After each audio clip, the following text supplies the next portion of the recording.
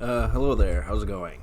Um, alright, tonight I'm going to talk about a bunch of things like I normally do, but one thing in particular I'm going to talk about is what I referred to as the Tentacle Theory. What do I mean by that?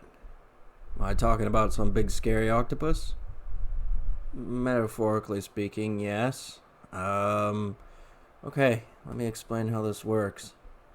Um, Everyone's shit scared about COVID. I mean, regardless of what level of knowledge or beliefs you are at, as far as your comprehension of what this virus is, where it came from, what we can do to protect ourselves, yada, yada, yada. You have to look beyond what it is that you think you know, because nobody, especially in the Western world, knows everything about this virus. Nobody. And that includes the upper echelon of society as well. They think they know, and I'll get to them a little bit later because I got some negative things to say about the upper echelon. Oh, don't get me wrong about that. Okay, so the tentacle theory. What do I mean by that? Well, I'll spell it out plainly.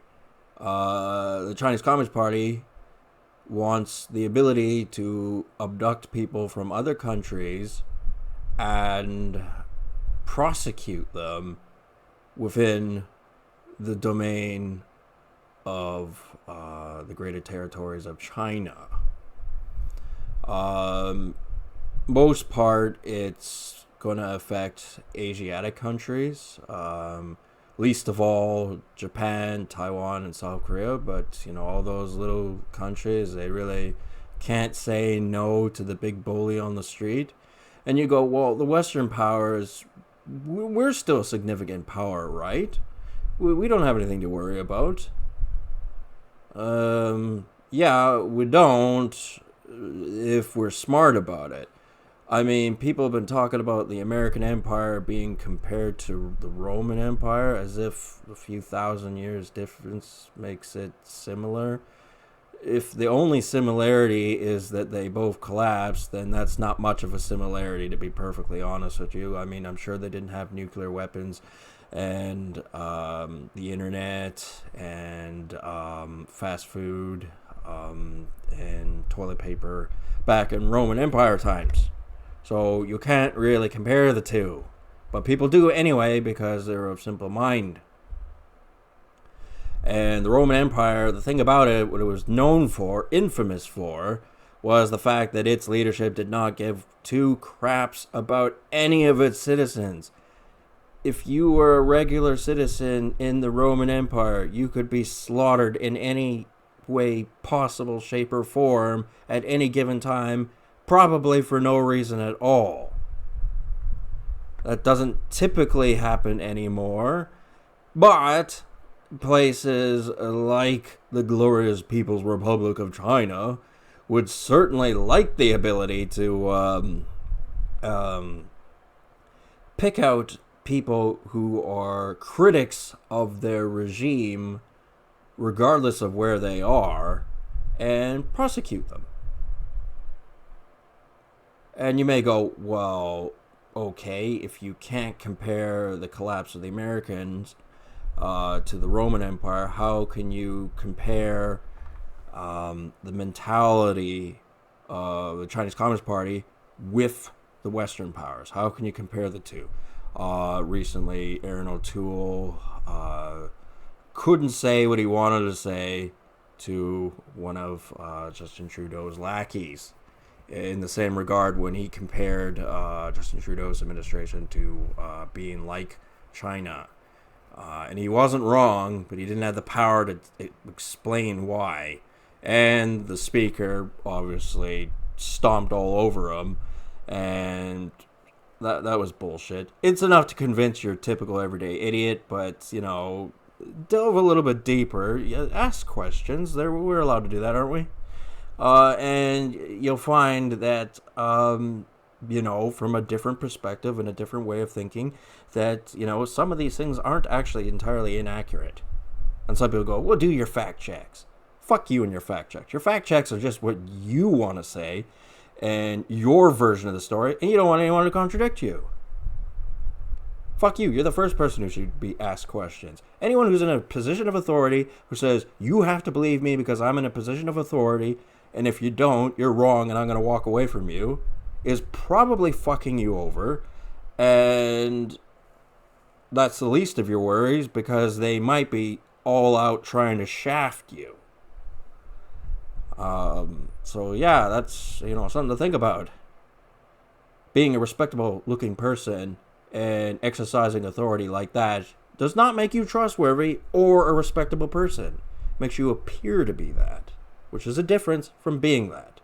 Anyway, I keep getting around the subject of what do I mean by the Tentacle Theory. Well, I sort of explained a little bit of it. How would the Chinese Communist Party go about abducting Westerners? Okay. For starters, the western borders, depending on which country you're from, aren't actually particularly well guarded. At all. There's a few examples. I can't really help it, but, it is what it is. Australia happens to be one of them. It's a massive continent. The only continent on the world that is ran by one country. And it has, a population, I forget. I haven't checked lately, but I think it's about 20 million. At least it was last I checked. Might have been a few years ago I checked. Anyway, that's not the point. Lousy little statistics here and there, whatever's. Point is, it's a huge continent, and if they have undetectable nuclear submarines, then, odds are they can infiltrate that continent unseen for weeks at a time, months even, and the Australian government may not even see them there. Whereas they wouldn't have to ask the Australian government if they can abduct somebody, or just, have a few random people to add to the slave trade. That is entirely possible. Would that be something the Australian government would admit on the television? Welcome to the great land of Australia. By the way, we can't really guard our borders that well, and some of our citizens at random have been abducted. Please don't panic. Horrible theory, isn't it? But what a part of the negotiation table was that the Australian government knew this decades ago. And they said, let's put in a set of measures that we can use to negotiate certain scenarios with aggressive authoritarian governments such as the Chinese Communist Party. And have clauses to these negotiations that inhibit them from doing certain things because of, muscle, we shall say, military forces in other regions of the world that can, get them in a headlock in a different sort of way. So it's really a game of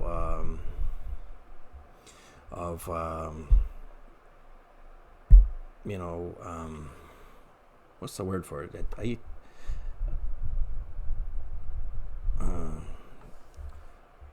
Why am I being stupid right now?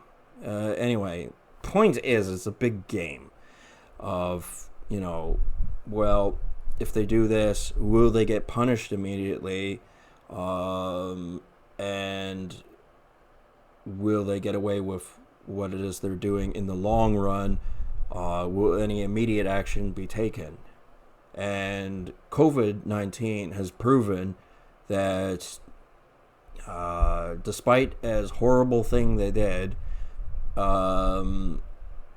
no immediate action is going to be taken, and very minimal repercussions for what they did will occur under the new administration. They think they can smooth things over. I've said that before. And I've also said that that cannot be done. The people are indoctrinated to believe a certain way, and they have many disadvantages that they blame on the West. And they will hold true to these because that's basically what's keeping them going. And I used Australia as an example. South America is another example. New Zealand's another example. Many of the Asian countries in the South China Sea or roundabouts are an example. Even poor Eastern European countries are a perfect example.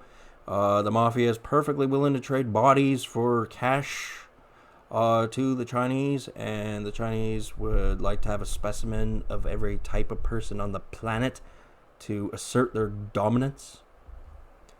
I don't know. They'd probably even like to,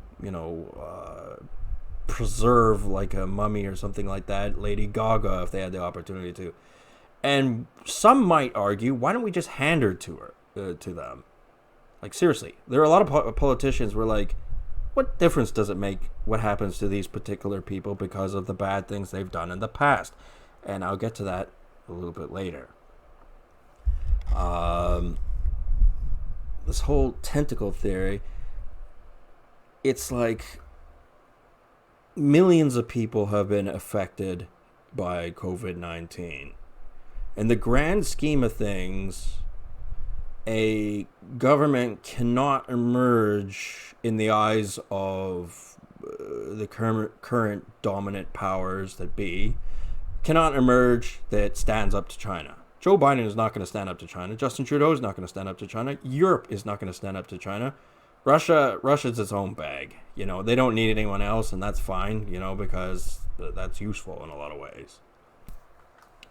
But another Trump administration, they do not want that. They do not want someone who's going to say fuck you to China because they are afraid of them. And the people who are in power don't get to power by honest means for the most part. You get your relics, your people who've been in power for decades, and however way they got there, they probably got there the easy way. They're probably groomed to get there. And, made decisions like send their representatives to Asia where horrible things happen to them. And they went, whoops, not my fault. And it's like, no, actually, you sent them there and didn't warn them. And you didn't warn them because you needed them to go there. And you needed them to go there to probably settle business disputes and things like that. And just overall administration of certain duties. So, you couldn't have them scared going there, so you just simply didn't tell them, or you lied to them, or something like that. So, I don't care if you're Mr. Polite, Mr. Smiles, Mr. Pleasant Demeanor. You do things like that, fuck you. You may have the money to get around that sort of stuff, but with this whole wave of what is considered social justice warriors, a joke of a concept because a lot of people don't even understand what it is. It most certainly isn't the jokers that are up there on the on social media. No, they're a bunch of ignorant goons. They're doing a job, just like I'm doing my job here. But I like to think I'm not an ignorant goon, but maybe I am one. At any rate, I am not a sacrificial lamb, and I am in my own hell, which is some chronic pain. I know some people don't give rat's ass about that. No women, and also no regular social life, and none of the money I deserve. I've earned it. It's mine. And I'll get it. Don't you worry. Aside from all that, there are other people who pave their way to the upper echelon, the ladder, by actually going to these horrible places and maybe incognizant of what real danger they're in. They think, okay, fine, this country has a sketchy record as a whole, but if you go as an international and you go through the right channels, you have a fun time, everything will be great, and you don't have to worry about a thing so long as you behave yourself. Wrong. Anything could happen at any fucking time. It's like a fucking tsunami. It could just happen.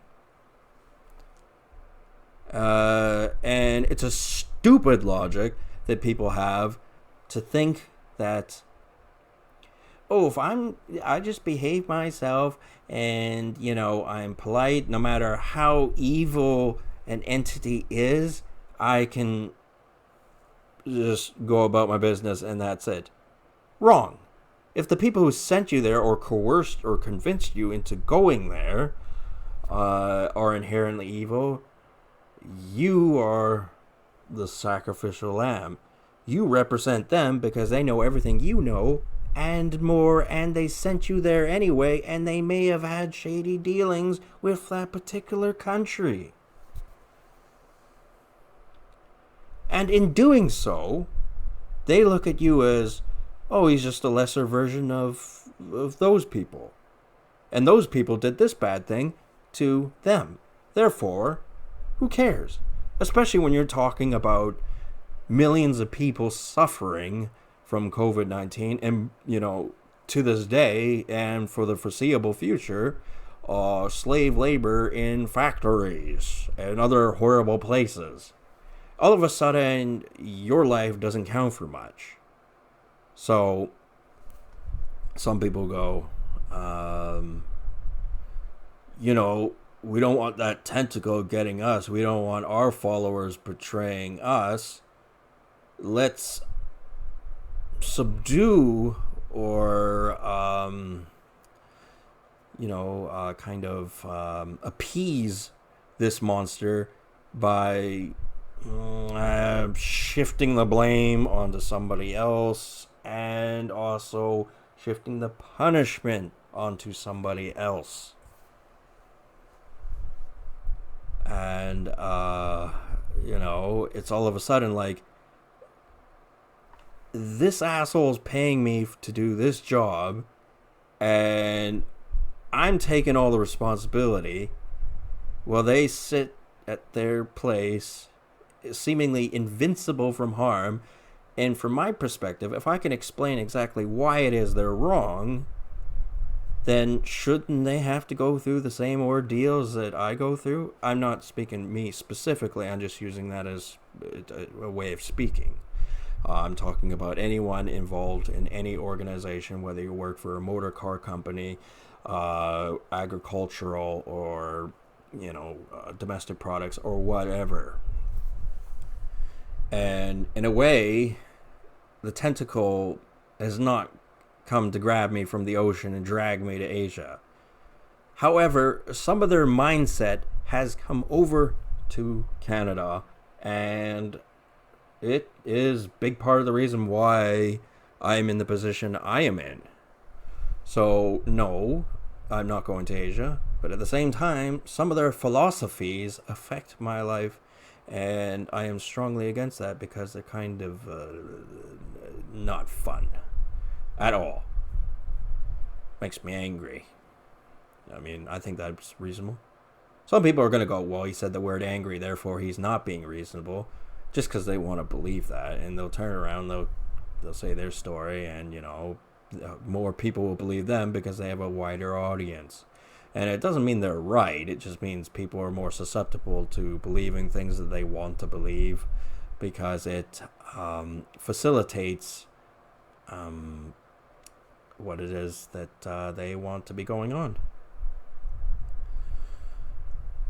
And it's only a matter of time before governments like the Chinese Communist Party start really putting in the gears to having everyday citizens, in an organized manner, of course, in the Western powers, freely allow their citizens to be abducted. Because they'll go, well, the economic and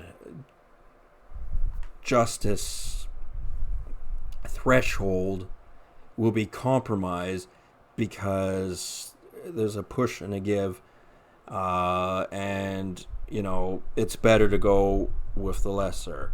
Spock said it well. Sometimes the needs of the many outweigh the needs of the few. Well, if you're in the needs of the few, fuck the rest. I mean, our government does the same thing, and they've done all these despicable things over the years. I explained one type of, I called them the relics, the old school, the ones who've been in politics for decades. They're never going to be in a position where they're compromised. Well, actually, that's not true. I mean, it has happened before, most certainly to the lesser of the ones in the upper echelon society, where the ones that are slightly above them deceived, maybe not them, but relatives of theirs to go along a certain mindset because they didn't learn the same lessons that their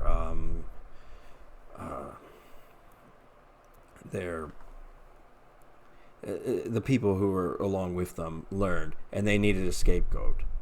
So they went, well, this guy's not going to be convinced. Maybe we can convince his children to go do something wildly stupid, like travel to Asia or Mexico or some place like that.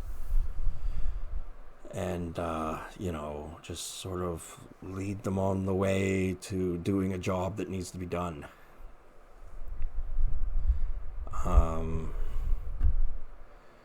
Because, to an extent, we're all marionettes around here, man.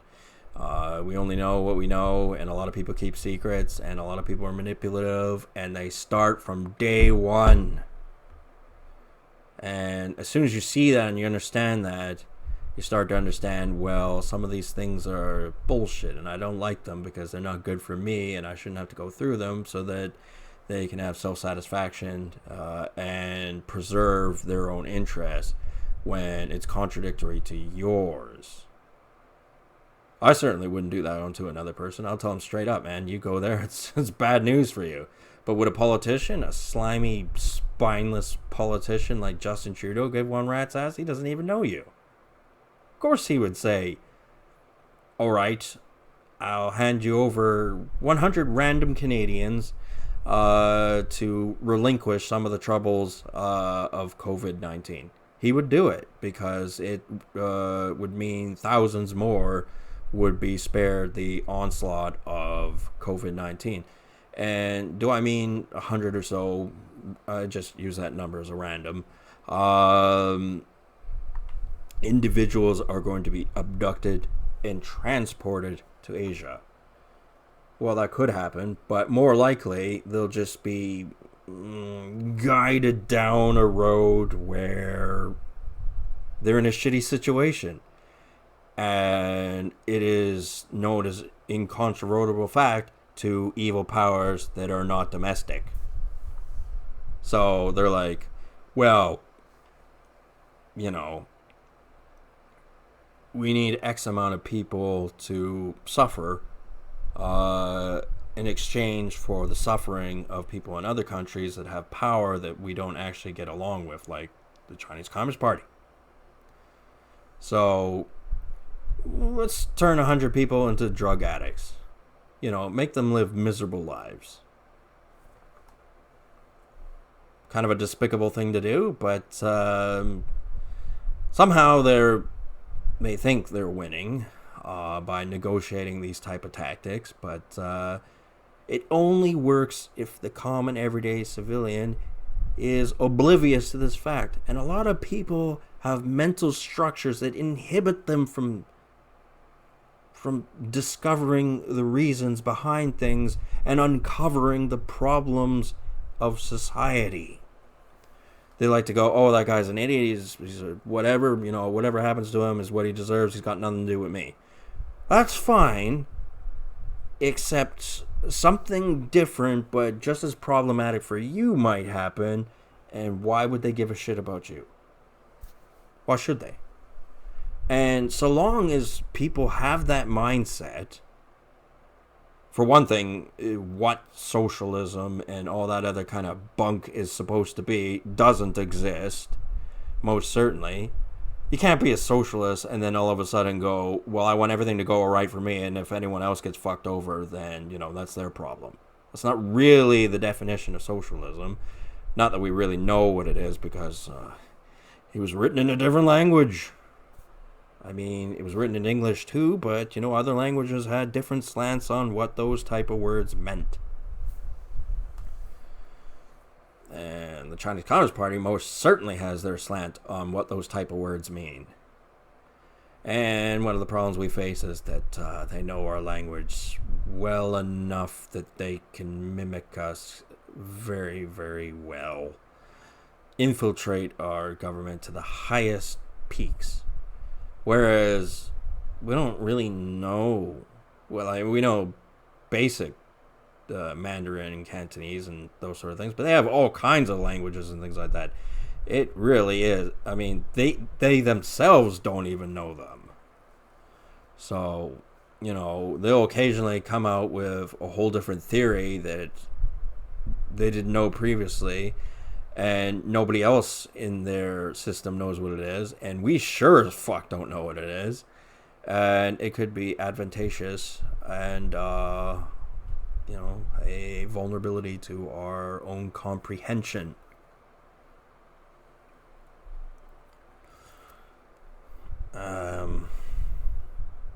Are we at the point where Chinese gangsters can abduct Canadian citizens?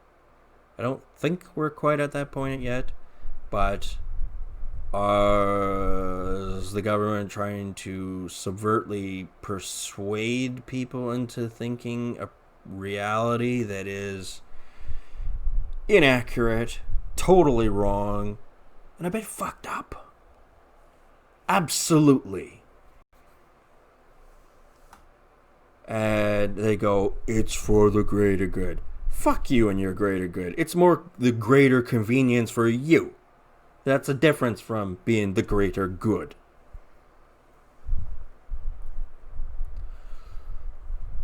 And I'm just, I'm baffled that medieval tactics appear to be prevailing. Supposedly mankind's supposed to have advanced in civilization, hundreds of fold since, hundreds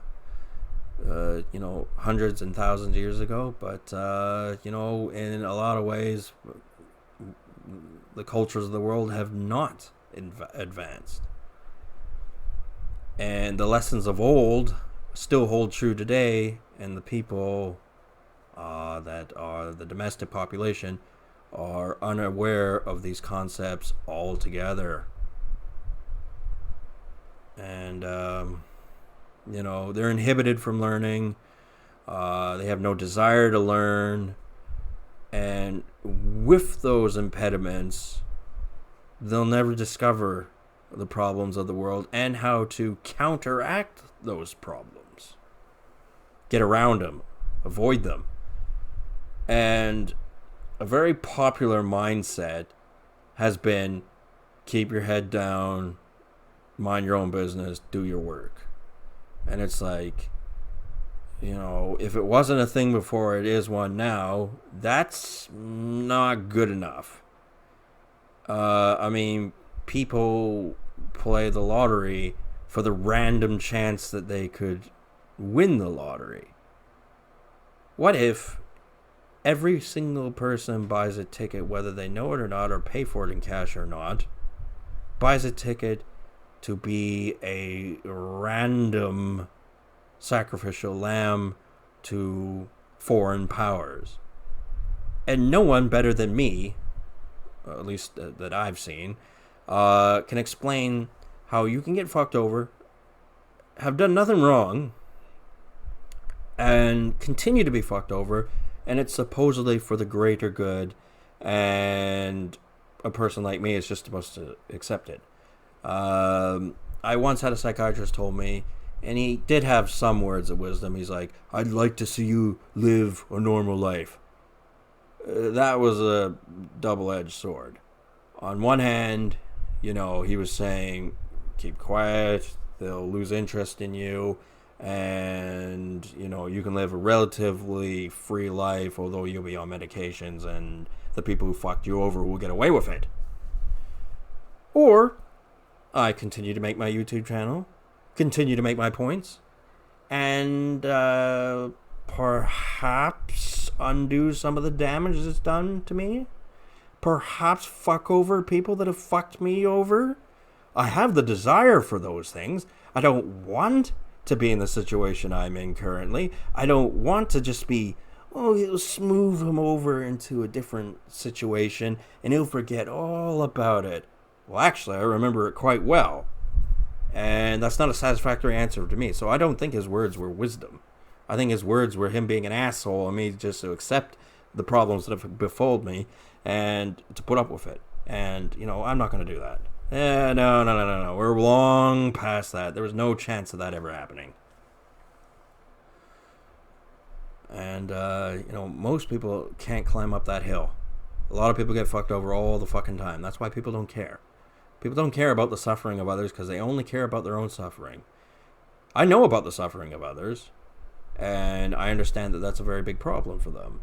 And it's not right, and a whole bunch of other things. But I go, I'm focused on my problems and trying to resolve my problems. And I wish them well, but, I am too focused on fixing my problems because my problems are significant. Here I am blathering away on the internet where anyone can see me, critique me, ridicule me, and for the most part, at least for the time being, get away with it.